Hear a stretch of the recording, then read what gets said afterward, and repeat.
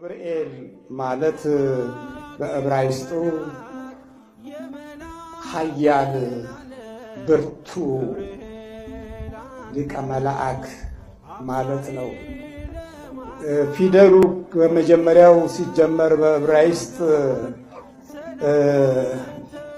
ጋሜል የሚል ነው። ጋሜል በተፈጥሮዋ ስትተረጎም ትህትና፣ በቅንነት፣ በበጎነት፣ በርህራሄ መሄድን የምታመለክት ስትሆን የመጀመሪያዋ ፊደል ይሄውም ደግሞ እግዚአብሔር ወደ አዳም የመጣበት የእግሩ ምልክት ናት።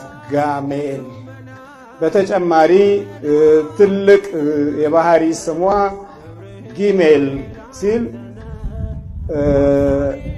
ሸክም የሚሸከመው የግመል አይነት ፊደል ናት። ሸክምን መሸከም፣ በደልን መሸከም፣ ችግርን መሸከም፣ ለሌላው ሕይወት በረከት መሆን በዚህ ስም ነው ገብርኤል የተባለው። ቀጥሎ ብ ደግሞ ቤት የምትባሏ ፊደል ናት። ጊሜል በዕብራይስጡ ሶስተኛዋ ናት።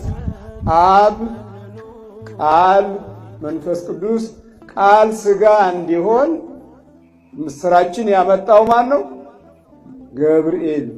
ከእግዚአብሔር አምላክ ዘንድ ቃልነትን ከመንፈስ ቅዱስ በአካል ሶስትነትን በሥጋ ሲገልጥ ፊደሉ ሶስት ነው።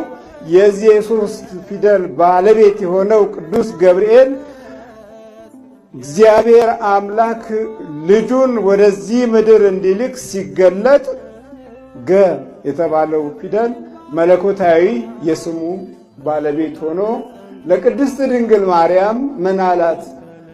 የክብርና የትህትና ስም ከስሙ ጋር የተያዘ ስለነበረ ለድንግል ጸጋ የሞላብሽ ሆይ ደስ ይበልሽ ብሎ ጸጋንና ደስታን ከሰማይ ወደ ቅድስት ድንግል ይዞ ይመጣልን ማነው? ስሙ መልአኩ ገብርኤል።